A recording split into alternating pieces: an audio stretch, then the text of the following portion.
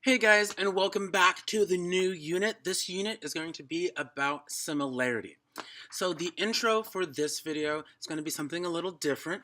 We're going to go into where do these two pictures come from.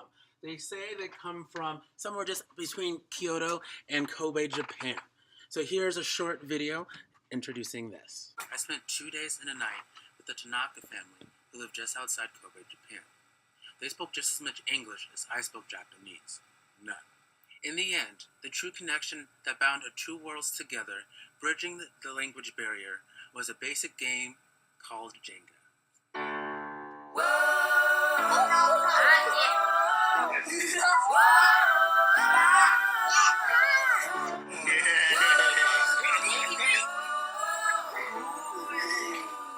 So you still might be wondering, why did we watch this video? What does me going to Japan have anything to do with similar polygons, which is our topic today?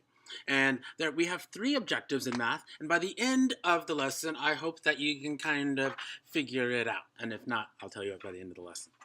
All right, so there are 3 objectives. Being able to determine if polygons are similar through the definition of similar polygons and through transformations, and then also being able to identify the similarity ratio of polygons. So figures that are similar, and this is the similar symbol. So it's basically a tilde or an inya, the thing that goes above an inya. It's also the same kind of thing that goes above the congruent sign. With, like, this is this symbol, and then equals would be a congruent sign. And so figures that are similar have the same shape, but not necessarily the same size. So they can have the same size, but not necessarily. So triangle 1 is similar to triangle 2. And so we can say that by looking at that. And then here, triangle 1 is not similar to triangle 3. So when something is not similar, we draw the similarity symbol, and then a little slash to cross it off.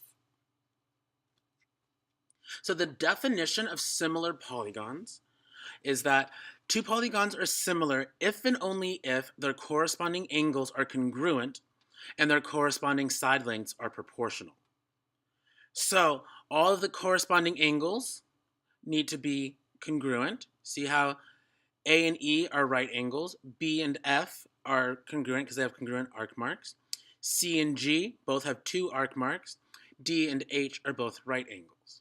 So all the angles are congruent, but we also need to know that all of the sides are proportional. So AB, the corresponding side to AB would be EF. So 6 over 12, okay? And then BC to FG, 5.4 over 10.8, okay? And then CD over GH, 4 over 8. And then DA over EH, so 5 over 10.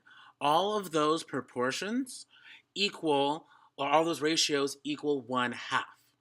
So because the side lengths are proportional and the angles are congruent, we can say that polygon ABCD is similar to polygon EFGH. And just like with congruent polygons, it's really important that our similarity statement is in order, that the corresponding parts correspond. So let's take a look at an example. Describing similar polygons. Identify the pairs of congruent angles and corresponding sides. Okay, so we know that angle N and angle Q are right angles, so they'll be corresponding. Angle P and angle R are 63 degrees. Each of them are 63 degrees, so they're corresponding. And by third angles theorem, we know that angle M is congruent to angle T, so angle M and angle T are corresponding angles. Next, the sides.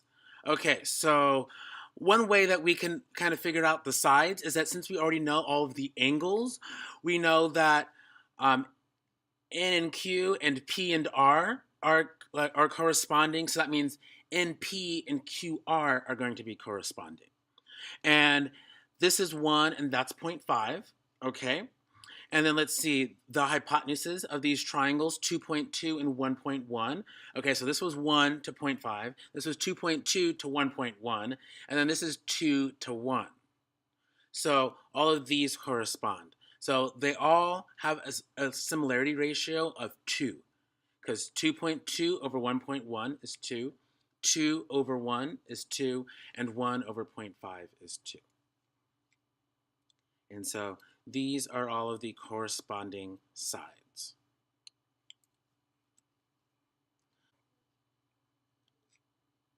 So that was using the definition of similar polygons, that the angles are congruent and the sides are proportional. Now we're going to look at similarity through transformation. So a similarity transformation is an isometry, dilation, or a composite of these transformations, which results in two similar polygons. So what's an isometry, what's a dilation, what's a composite? So first one, composite, it's just a combination of transformations. Dilations, we'll get to in a second. And isometries, we did that when we did transformations of congruent polygons. So remember, congruent polygons are transformations when there's a translation, a reflection, or rotation. Also, keep in mind that congruent polygons are also similar. They have congruent angles, and their sides are proportional. There is a 1-to-1 proportion between the sides. Now, two figures are similar if and only if there is a similar transformation that maps one figure onto the other. Now it's time for my really bad graphic. There was a translation and then a dilation. Okay, so yep, really bad graphic. But hey, those two figures were similar. Okay, now let's go into what is a dilation. A dilation is a transformation that produces a figure similar to the original by proportionally shrinking or expanding the figure. So the most typical place where we hear the word dilation is with our eyes, our pupils. And so it's like our pupils are dilated when they get bigger. But in geometry, dilation works for getting smaller or bigger. So that's gonna be all we're gonna talk about dilations for now. We'll get more into the technical aspect of dilations in 7.3, but for now, what we need to know is that polygons are similar if you can translate, rotate, reflect, or dilate a figure, and then it overlaps each other. So a similarity ratio is the ratio of the lengths of the corresponding sides of two similar polygons. So here we have two equilateral triangles, equilateral and equiangular triangles, and the similarity ratio from triangle ABC to triangle DEF is 3/6, or 1/2. So when we're going from small to big, the similarity ratio is less than 1. And when we're going big to small, the similarity ratio is greater than 1. So going from DEF to ABC is 6/3, or 2. So if the similarity ratio is larger than 1, just like I said, the pre-image is bigger. So that was like the second example. And if the similarity ratio is between 1 and 0, the pre-image is smaller. So if it's bigger than 1, it's bigger. And if the similarity ratio is between 0 and 1, the pre-image, the first image we look at, is smaller. So the following are images. Are the pre-images bigger or smaller? So with this panda, the similarity ratio is 1.5. So it's greater than 1. So the pre-image would be bigger. Here, the similarity ratio to this elephant is 0.75. The pre-image would be smaller. For the lion, the similarity ratio is 3. So this pre-image will be bigger. And then lastly, that's hard to see, but this similarity ratio was 1/5. So this pre-image would be smaller. Now we're going to identify similar polygons. Determine whether the polygons are similar. If so, write a similarity ratio and a similarity statement. So we have two rectangles, rectangle ABCD and rectangle EFGH. So with rectangles, we know that all four angles are right angles. So all the angles are congruent. Now we have a 6 and a 4 and a 9 and a 6. So these two can be proportional. So 6 over 4 does equal 9 over 6.